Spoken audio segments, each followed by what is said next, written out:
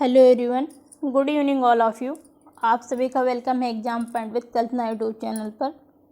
जैसा कि हमने बताया था कि आज से हम मध्यकालीन भारत के इतिहास को स्टार्ट करेंगे और अब तक हमने प्राचीन भारत के इतिहास को कंप्लीट कर लिया है और यूथ कंपटीशन टाइम्स हिस्ट्री की बुक्स है ये, जो कि 1 लाइनर बुक्स है और इसमें टोटल 1 लाख क्वेश्चन है और ये वेरी इंपॉर्टेंट क्वेश्चन है ऑल एग्ज़ाम के लिए और सभी स्टेट के लिए वेरी इंपॉर्टेंट क्वेश्चन है और टीचिंग एग्ज़ाम के लिए तो वेरी वेरी इंपॉर्टेंट क्वेश्चन है।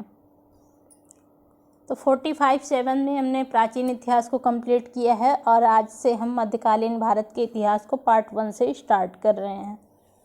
इस तरह हम पार्ट वाइज मध्यकालीन भारत के इतिहास को कंप्लीट कर लेंगे। उसके बाद इसको कंप्लीट करने के बाद फिर हम आधुनिक भारत के इतिहास को कंप्लीट करेंगे। तो आइए हम स्टार्ट करते हैं मध्यकालीन भारत के इतिहास को। जो भारत में मुस्लिम आक्रमण हुए थे, अरबों ने आक्रमण किया था और फिर महमूद गजनबी ने आक्रमण किया था, फिर मोहम्मद गौरी ने आक्रमण किया था। तो इनके क्वेश्चनों को हम कंप्लीट करते हैं।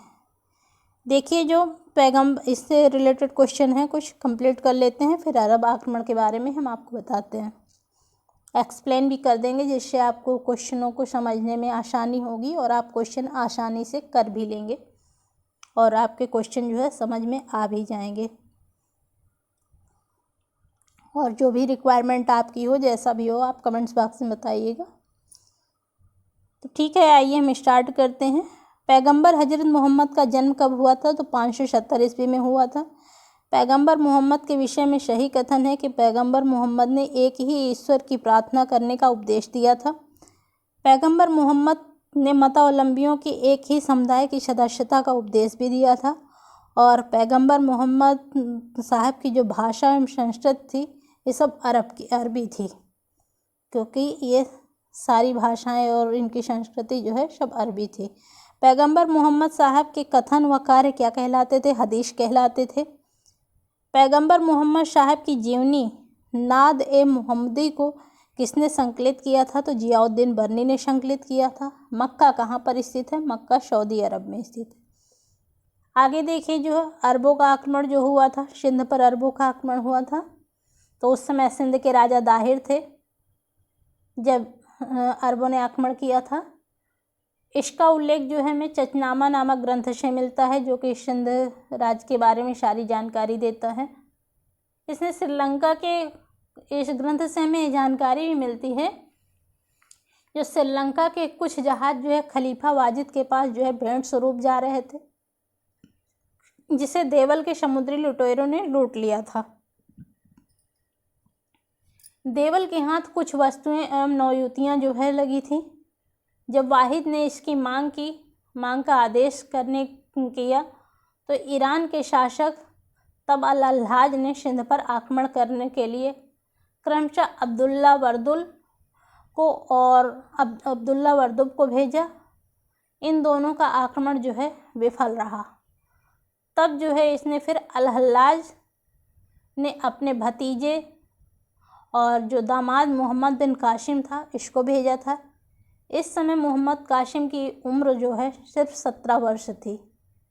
जो आशीर्वाद लाल श्रीवास्तव इतिहासकार थे, उनका मानना था कि भारत पर अरबों का आक्रमण इस्लाम धर्म का प्रचार करना था। भारत पर सिंध एवं अरबों का पहला आक्रमण खलीफा के उमर के समय जो है 636 ईस्वी में महाराष्ट्र के थाने पर हुआ था, जो असफल रहा था।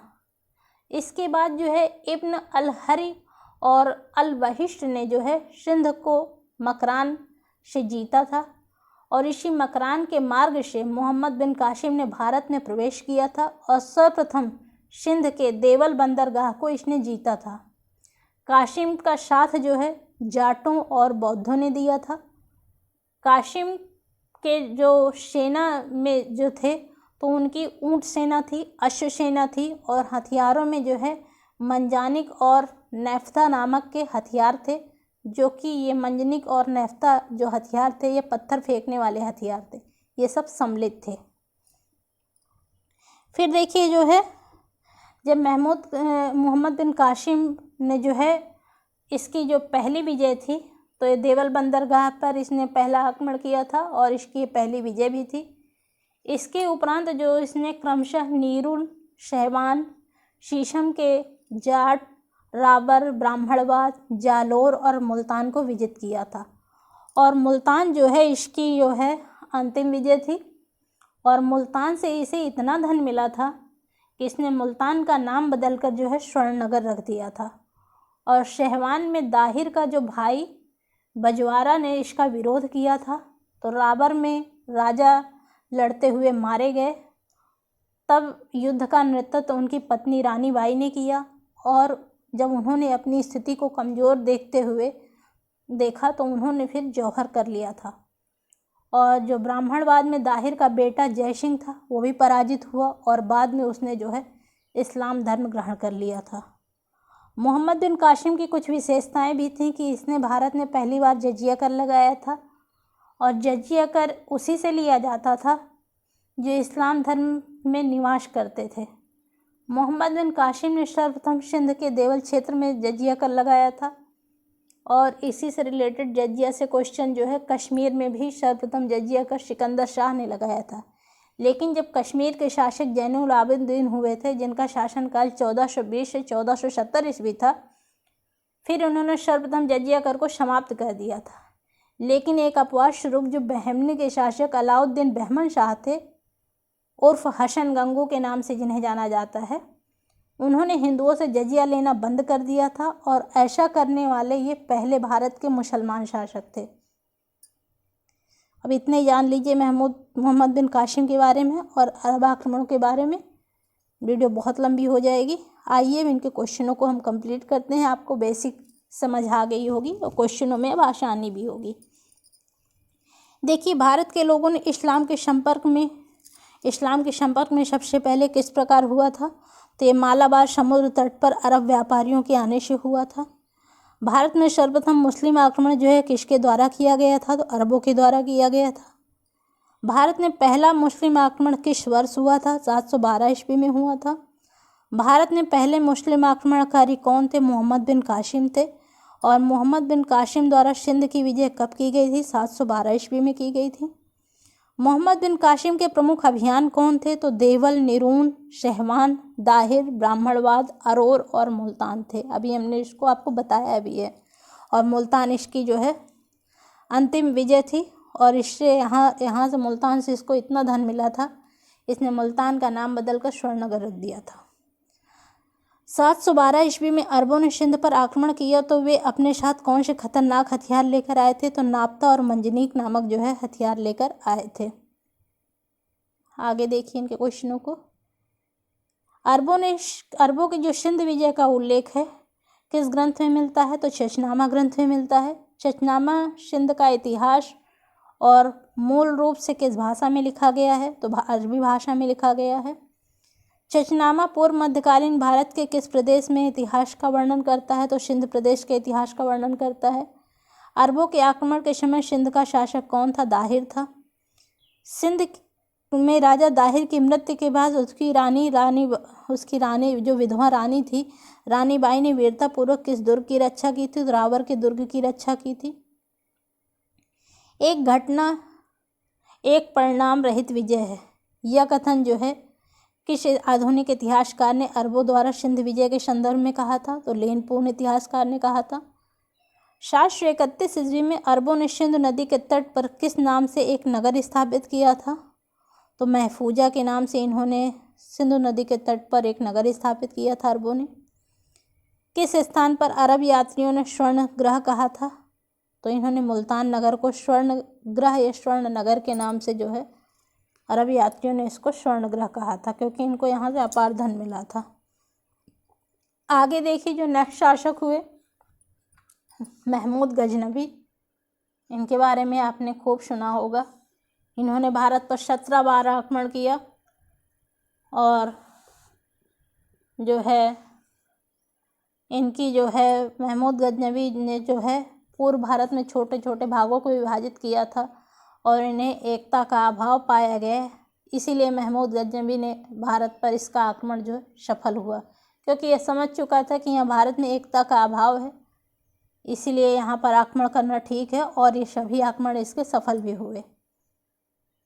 और इसने पंजाब के शासक, जो एक सीमावर्ती राज था, यहाँ की हिंदू शाही राजवंश का शासक, जिसका शासक जो है जयपाल था, और उसकी राजधानी जो उद्भांडापुर, जिसे वह हिंद के नाम से जानते हैं, उसकी राजधानी उद्भांडपुर थी। फिर कश्मीर की रानी दिद्दा का शासन था। यहाँ दिद्दा भी 1003 में जो है इनकी मृत्यु हो गई थी। तब इनका भतीजा संग्राम राज ने कश्मीर में लोहार वंश की स्थापना की थी, जिसके समय 1003 ईस्वी से 1028 ईस्वी था। और महमूद गजनवी ने कश्मीर पर 2 बार आक्रमण किया था इसी समय, और दोनों बार पराजित हुआ। और पहली बार जो है 1013 ईस्वी में महमूद गजनवी भारत में जो है पहली पराजय थी, और दूसरी पराजय जो है इसकी 1027 ईस्वी में थी। भाई एक बार संग्राम राज से पराजित हुआ 1013 ईस्वी में, और जो 1027 ईस्वी इसका अंतिम आक्रमण जाटों के विरुद्ध था, इसमें भी ये पराजित हुआ था, और बाद में इसकी मृत्यु भी हो गई थी, जो खोखरों के विरुद्ध था। हाँ, जाटों, बाद में खोखरों द्वारा इसकी मृत्यु भी हो गई थी। फिर इसने कन्नौज में आक्रमण किया, बंगाल में किया, गुजरात में किया, बुंदेलखंड, मालवा, मथुरा और बरन बुलंदशहर, इस तरह इसके 17 आक्रमण जो है हुए थे। आइए और थोड़ा सा एक्सप्लेन कर देते हैं इनके बारे में। महमूद गजनवी का जो भारत पर आक्रमण हुआ था, तो जो हेनरी एलियट इतिहासकार के अनुसार जो है महमूद गजनवी ने भारत में 17 बार आक्रमण किया था, और आक्रमण से पूर्व इसने अपना नाम बदलकर बुतसिकन रखा था और जिहाद का नारा भी दिया था। ये वर्षा ऋतु के समाप्त होने के बाद जो है अक्टूबर-नवंबर में भारत में प्रवेश करता था, और गर्मी प्रारंभ होने के पूर्व मार्च-अप्रैल में ये चला जाता था। यह खैबर दर्रे से आता था, और भारत में जिसे भारत का प्रवेश मार्ग कहा जाता है। यह भारत में पहला आक्रमण 1000 ईस्वी के सीमावर्ती राज्यों पर किया था, और अंतिम आक्रमण 1027 ईस्वी में जाटों के विरुद्ध था। और इसने चोल, बंगाल, मालवा पर आक्रमण नहीं किया। इसी समय चोलों ने श्रीलंका को विजित कर अपने क्षेत्र में मिला लिया था। इस तरह से महमूद गजनवी ने भारत पर 17 बार आक्रमण किए थे। और जो है इसका जो महत्वपूर्ण आक्रमण 1025 ईस्वी में जो है सोमनाथ के मंदिर पर आक्रमण था, उसको भी थोड़ा सा हम आपको बता देते हैं। वेरी इम्पॉर्टेंट है कि महमूद गजनवी भी सोमनाथ के मंदिर पर आक्रमण किया था, तब महमूद गजनवी का 16वां आक्रमण था। यह मंदिर गुजरात में स्थित है, और इस समय गुजरात में चालुक वंश का शासक था, जिसकी राजधानी अनिलवाड़ थी, और जिसके शासक जो है उस समय भीम प्रथम थे। इसने महमूद गजनवी का सामना नहीं किया, पर महमूद गजनवी ने जब मंदिर में प्रवेश किया तब पुजारियों ने कहा कि जो है आपको जितना धन दौलत की ज़रूरत है उतने हम दे सकते हैं, परंतु मंदिर में प्रवेश ना करें। तब महमूद गजनवी ने कहा कि मैं मूर्ति भंजक के रूप में विख्यात होना चाहता हूँ, और मूर्ति विक्रेता नहीं बनना चाहता। उसने महमूद गजनवी ने मंदिर में प्रवेश कर और शिव की मूर्ति को स्वयं तोड़ा, और जाते समय चंदन के द्वार को भी उठा ले गया। और बाद में जो है इसने मंदिर का इसका पुनर्निर्माण जो है भीम प्रथम एवं कुमारपाल ने करवाया था। इस तरह से इसका ये सोमनाथ मंदिर में जो आक्रमण इसने किया था, जो कि 16वां आक्रमण था 1025 ईस्वी में, इस तरह से इसने किया था। आइए इतने जान लीजिए, आगे इनके क्वेश्चनों को कंप्लीट करते हैं महमूद गजनवी के। देखिए, जो गजनी वंश का संस्थापक था अलप्तगीन था, और गजनी राज्य आधुनिक समय में कहाँ स्थित है? अफगानिस्तान में स्थित है। महमूद गजनवी किसका पुत्र था? तो सुबुक्तगीन का पुत्र था। महमूद गजनवी ने भारत पर कितनी बार आक्रमण किया था? 17 बार आक्रमण किया था। कौन सा चंदेल शासक महमूद गजनवी से पराजित नहीं हुआ था? तो विद्याधर जो है चंदेल शासक थे, महमूद गजनवी से पराजित नहीं हुए थे। आगे देखिए इनके क्वेश्चनों को। किसने महमूद गजनवी के हमले के बाद सोमनाथ मंदिर का पुनर्निर्माण कराया? तो भीमदेव प्रथम ने करवाया था। सोमनाथ पर महमूद गजनवी के आक्रमण के समय चालुक सोलंकी का गुजरात पर शासन था। किस चालुक सोलंकी वंश के गुजरात का शासक था? तो भीम प्रथम का था। महमूद गजनवी ने सबसे पहले किसे हराया था? तो जयपाल को हराया था।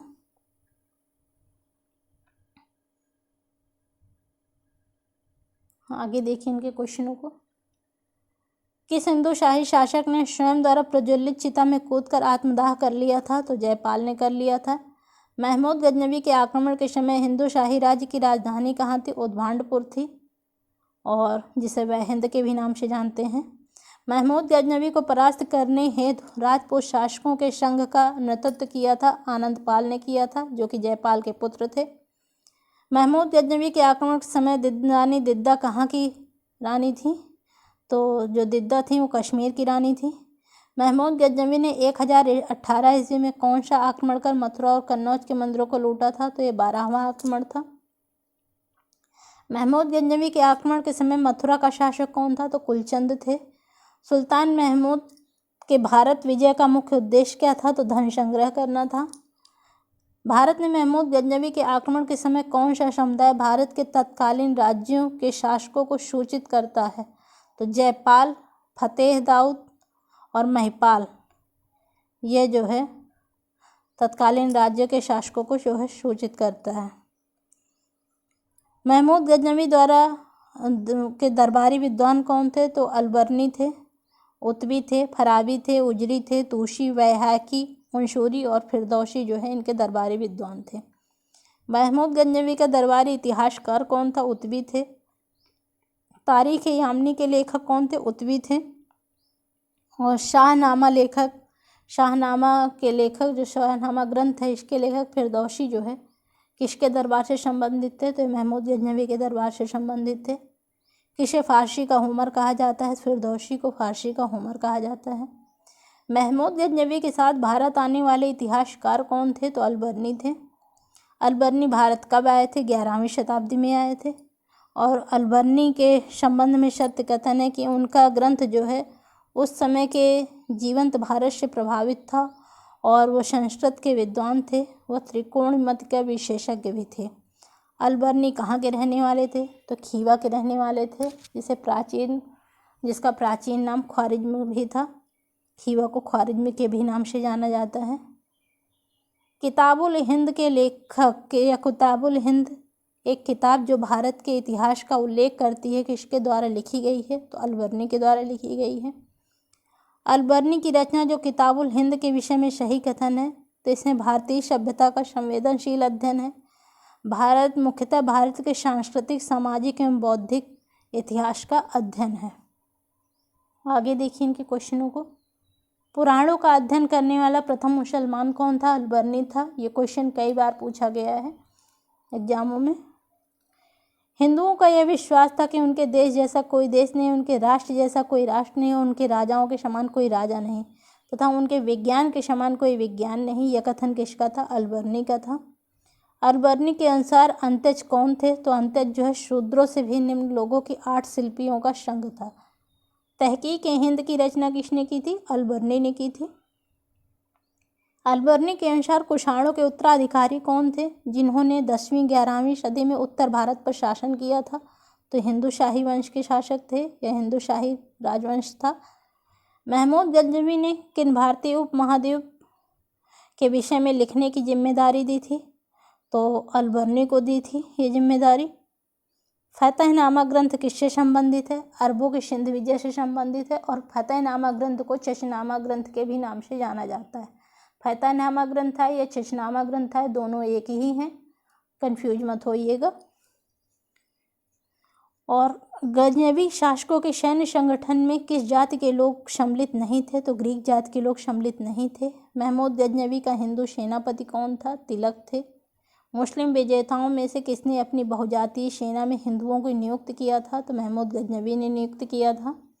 विदेशी आक्रमणकारियों में किसने सोमनाथ मंदिर की लूट की थी? तो महमूद गजनवी ने लूटा था। सोमनाथ का मंदिर जिसे महमूद गजनवी ने ध्वंस किया था किस देवता को समर्पित है? सोम देवता को समर्पित है। लाहौर में गजनी वंश का अंतिम शासक कौन था? खुसरो मलिक था। किसने एक तरफ संस्कृत मुद्रा लेख के साथ चांदी के सिक्के निर्मित किए थे? महमूद गजनवी ने निर्मित किए थे। महमूद गजनवी के भारत आक्रमण का सर्वाधिक महत्वपूर्ण प्रभाव क्या था? तो राजनीतिक और सैनिक दुर्बलता को उजागर करना, क्योंकि राजनीतिक एकता का अभाव यहाँ था, तभी जो है महमूद गजनवी के आक्रमण जो है सफल हुए थे। महमूद गजनवी के आक्रमण में एकमात्र स्थायी परिणाम क्या हुआ था? तो पंजाब के शासक को जो है उसने मिला लिया था, या पंजाब को उसके शासन में मिला लिया था, या पंजाब के शासक को उसने अपने तरफ जो है मिला लिया था। महमूद गजनवी ने 17 बार आक्रमण किए थे। इसका पहला आक्रमण 1000 ईस्वी में हुआ था, जो कि सीमावर्ती नगरों में हुआ था। दूसरा आक्रमण 1001 से 2 ईस्वी में हुआ था, जो कि पंजाब में हुआ था, पंजाब भारत में ही है। तीसरा आक्रमण जो है 1003 से 4 ईस्वी में भेरा उच्च में हुआ था। चौथा आक्रमण 1005 से 6 ईस्वी में मुल्तान में हुआ था। पांचवा आक्रमण 1007 से पंजाब में हुआ था, और छठा आक्रमण जो है वह हिंद में हुआ था आनंदपाल के समय 1008 ईस्वी में, और सातवां आक्रमण 1009 में हुआ था, नगरकोट में हुआ था। आठवां आक्रमण इसका 1010 में हुआ था, मुल्तान में हुआ था। नवां आक्रमण 1013 से 14 ईस्वी में हुआ था। उस समय शासक आनंदपाल थे और हिंदू शाही राज के विरुद्ध हुआ था। 10वां आक्रमण 1014 ईस्वी में हुआ था, जो कि थानेश्वर में हुआ था। 11वां आक्रमण 1015 से 21 में हुआ था, कश्मीर में हुआ था। 12वां आक्रमण 1018 ईस्वी में कन्नौज में हुआ था, जो कि भरन बुलंदशहर, महावन, मथुरा में था। और इसका 13वां आक्रमण जो है 1018 ईस्वी में हुआ था, मथुरा में। 14वां आक्रमण जो है 1018 से 19 ईस्वी में वृंदावन, कन्नौज में हुआ था। और 15वां आक्रमण जो है 1019 से 20 में हुआ था, जो कि चंदेल राज के विरुद्ध था। 16वां आक्रमण 1021 से 22 में हुआ था, जो कि ग्वालियर, कालिंजर में हुआ था। और 17वां आक्रमण जो है 1026 से 27 में हुआ था, सोमनाथ में। आगे देख लीजिए, जो नेक्स्ट शासक हुए थे मोहम्मद गौरी। मोहम्मद गौरी के बारे में भी थोड़ा सा हम आपको बता देते हैं। तो मोहम्मद गौरी, गजनवी के बाद जो है मोहम्मद गौरी ने भारत पर आक्रमण किया था। और मोहम्मद गौरी जो है गौर प्रदेश के रहने वाले थे, जो कि गजनी व हेरात के मध्य में स्थित था। यहाँ पर पहले बौद्ध धर्म का वंश, बौद्ध धर्म के लोग जो है यहाँ पर निवास करते थे। बाद में जो है ये कश्मीरी जाति के लोग जो है निवास करते थे। मोहम्मद गौरी जो है इस्लाम धर्म सुन्नी संप्रदाय का मुसलमान था, और यह गयासुद्दीन का छोटा भाई था। गयासुद्दीन से पहले उसका चचेरा भाई अलाउद्दीन गौर प्रदेश का शासक था, और अलाउद्दीन ने गजनी पर आक्रमण किया और वहाँ के शासकों के कब्रों को खोदकर महमूद गजनवी को छोड़कर जला दिया था। इसीलिए इसे जहाँ सोज या दुनिया को जलाने वाले की उपाधि भी जो है इसने धारण की थी मोहम्मद गौरी ने। 1163 ईस्वी में अलाउद्दीन की मृत्यु के बाद और गयासुद्दीन शासक बना। और गयासुद्दीन ने 1173 ईस्वी में गजनी को जीत लिया और वहाँ का शासक जो है अपने छोटे भाई शिहाबुद्दीन को बनाया। शिहाबुद्दीन ने यामनी वंश के अंतिम शासक खुसरो मलिक को 1186 ईस्वी में पराजित किया और बंदी बना लिया। बंदी गृह में जो है 1192 में उसकी मृत्यु हो गई। और यही शिहाबुद्दीन जो है भारतीय इतिहास में मोहम्मद गौरी के नाम से जाना जाता है। इसकी अन्य नाम जो है जंगी मोहम्मद बिन शाम था, मुइजुद्दीन था, और इसका वंश जो है शमशीवर था, और इसकी माता जो है इसे हफ्सी और जंगी कहकर पुकारती थी। 1203 ईस्वी में गयासुद्दीन की मृत्यु हो गई। तब मोहम्मद गौरी अपने भाई के अधीन शासन करता था और उसी के नाम से सिक्का चलाता था, और खुतबा भी जो है उसी के नाम से खुतबा भी पढ़ा जाता था, जिसका भाई जो है गयासुद्दीन था। फिर इसके जो है भारत पर आक्रमण हुए थे। भारत में आक्रमण के समय मुल्तान एवं सिंध प्रांत पर जो है इसने आक्रमण किया था। लाहौर का शासक खुसरो मलिक था जो है, और मुल्तान का शासक करमाथी, और सिंध में जो है शुमरा वंश का शासन था। और मोहम्मद गौरी ने भारत पर पहला आक्रमण 1175 ईस्वी में मुल्तान में किया, और अंतिम आक्रमण जो है इसका 1203 ईस्वी में जो है खोखर जात पर हुआ था। मोहम्मद गौरी की विजयों का जो है क्रम जो है मुल्तान है, सिंध है, गुजरात है, पंजाब, भतिंडा जो कि तबर हिंद पे है, और फिर तराइन का प्रथम युद्ध है, तराइन का द्वितीय युद्ध है, और फिर चंदावर का युद्ध है। इस तरह से मोहम्मद गौरी ने जो है आक्रमण किए थे भारत पर। बंगाल भी विजय की थी और इसकी अन्य विशेषताएं भी हैं। फिर इसमें लास्ट में जो है जब 1200 लास्ट में इसने जो है अपने सेनापति कुतुबुद्दीन ऐबक को यहाँ का शासक बना दिया था और दिल्ली सल्तनत की फिर स्थापना हुई थी और ये वापस चला गया था। बाद में इसकी मृत्यु हो गई थी, खोखर जाति ने इसकी हत्या कर दी थी।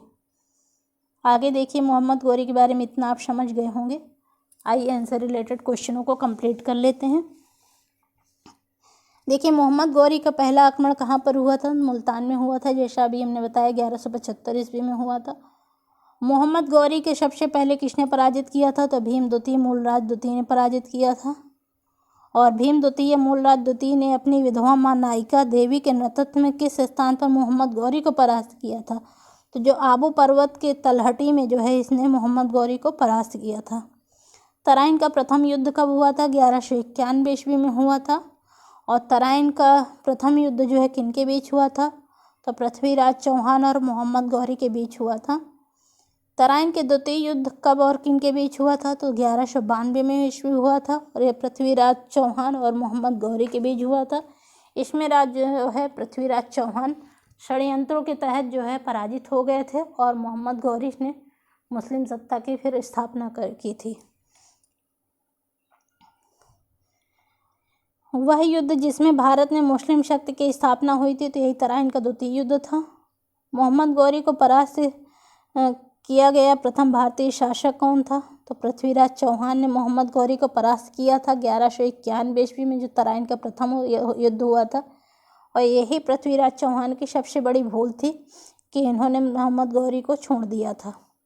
फिर वो षड्यंत्र के तहत 1192 ईस्वी में दोबारा इसने तराइन का द्वितीय युद्ध किया था। पृथ्वीराज चौहान के तुर्क आक्रमणकारी से तराइन के द्वितीय युद्ध में हार गया था, तो मोहम्मद गौरी से ही हार गया था। मोहम्मद गौरी की सेना में पृथ्वीराज चौहान के बीच 2 बार युद्ध हुआ।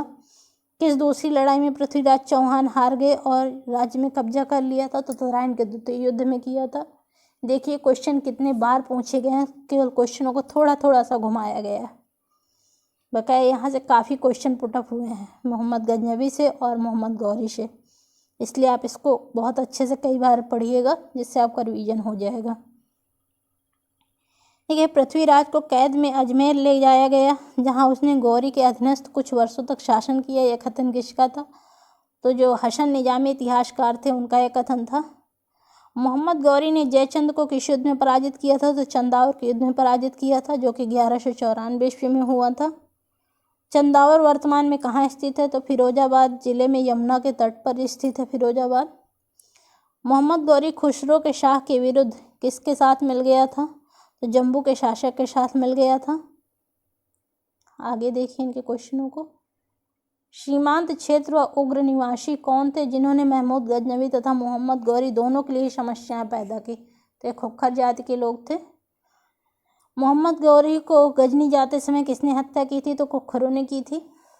मोहम्मद गौरी ने भारत विजय तथा नव स्थापित तुर्की सल्तनत के इतिहास का प्रत्यक्ष विवरण जो है किस ग्रंथ में मिलता है? तो तबकात नाशी ग्रंथ में मिलता है। और तबकात नाशी ग्रंथ जो है मिनहाजुस सिराज का है। किस मुस्लिम शासक ने के सिक्कों पर देवी लक्ष्मी की आकृति बनी हुई है? तो मोहम्मद गौरी के सिक्कों पर जो है लक्ष्मी देवी की आकृति बनी हुई है। किसने ऐसे सिक्के जारी करने का आदेश दिया जिन पर हिंदू देवी की आकृति अंकित थी? तो मोहम्मद गौरी ने। क्वेश्चन वही है, सिर्फ थोड़ा थोड़ा सा घुमाया गया है, इसीलिए आप बहुत अच्छे से क्वेश्चन में पकड़ बनाइए, चाहे जितना घुमाए आपको राइट आंसर पर क्लिक करना ही है। मोहम्मद गौरी की किस दास या सेनापति ने बंगाल एवं बिहार पर विजय प्राप्त की थी? तो बख्तियार खिलजी ने की थी।